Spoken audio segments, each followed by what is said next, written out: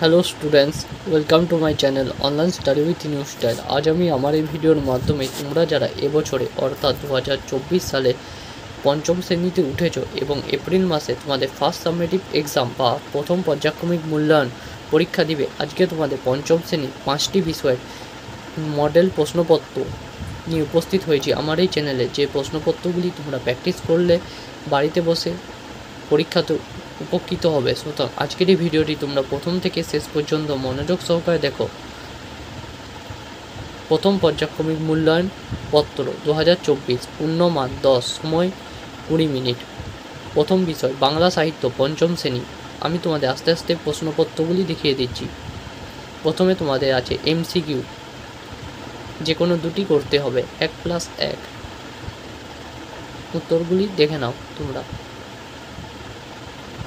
পরে আছে অতি সংক্ষিপ্ত, প্রশ্নগুলি উত্তর দাও, যে কোনো দুটি, 1+1, 2। পরে আছে দেখো, যে কোনো দুটি প্রশ্নের উত্তর দাও, 1+1, 2।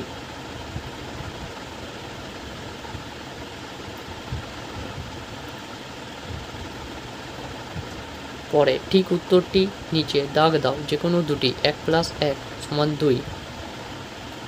পরে নিচের প্রশ্নগুলি উত্তর দাও, যে কোনো দুটি, 1+1। এবারে তোমাদের গণিত প্রশ্নপত্রটি দেখিয়ে দিচ্ছি। দেখো,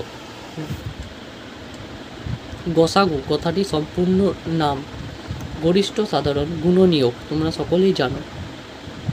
যে কোনো তিনটি করতে হয়, 1 × 3। তারপর যে কোনো দুটি প্রশ্নের উত্তর দাও, 2 × 2, 4। পরে গসাগু নির্ণয় করো অথবা লসাগু নির্ণয় করো। পরে যে কোনো একটি প্রশ্নের উত্তর দাও, দেখে নাও।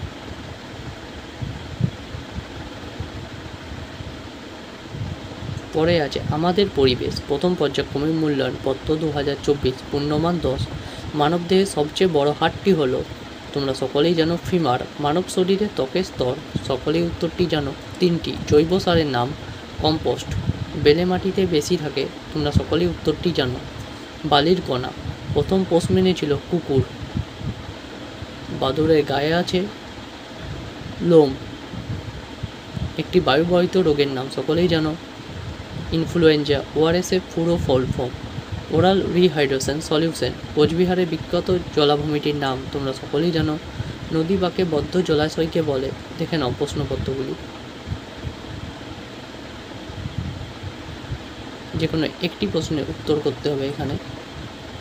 বাম স্তম্ভের সঙ্গে ডান স্তম্ভের দাগ দিয়ে মিল করো। আমি উত্তরটি বলে দিচ্ছি। নিশাচর পানি, পেঁচা। আঁশযুক্ত পানি সকলেই জানো, রুই মাছ। লার্ভা দশা, বেঙ্গাচি। পরে তোমার নিজের ভাষায় উত্তর দাও 30টি শব্দে, যে কোনো দুটি। চামড়াকে শরীরে বর্ম বলা হয় কেন? খুব গুরুত্বপূর্ণ প্রশ্ন। রাসায়নিক বিক্রিয়া কাকে বলে? মানব হৃৎপিণ্ডকে জীবন্ত পাম্প বলা হয় কেন? উত্তরগুলি সকলেই তোমাদের আশা করছি তৈরি করা আছে। দোআঁশ মাটির বৈশিষ্ট্য লেখো। পরে ইংলিশ প্রশ্নপত্র, রিডিং স্কিল, সিন।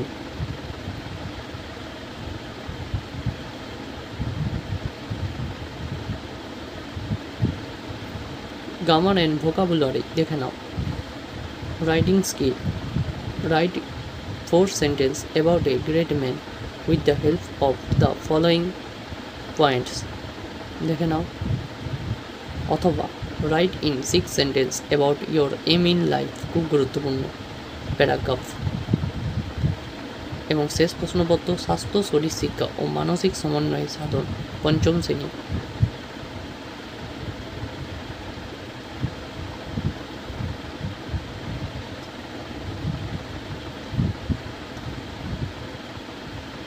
তোমরা যারা ভিডিওটি এতক্ষণ ধরে দেখলে তোমাদের সকলকে জানাই অসংখ্য ধন্যবাদ। ভিডিওটি ভালো লেগে থাকলে লাইক করো, বন্ধুদের মধ্যে শেয়ার করো। চ্যানেলে নতুন হলে অবশ্যই এই চ্যানেলটিকে সাবস্ক্রাইব করে নিজের পরিবারের মতো আপন করে নাও।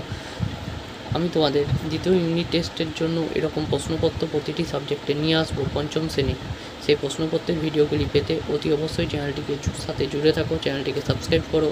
নিজের বন্ধুদের মধ্যে শেয়ার করে দাও। আজ এতটাই, পরদিন দেখা হবে অন্য একটি নতুন ভিডিওতে।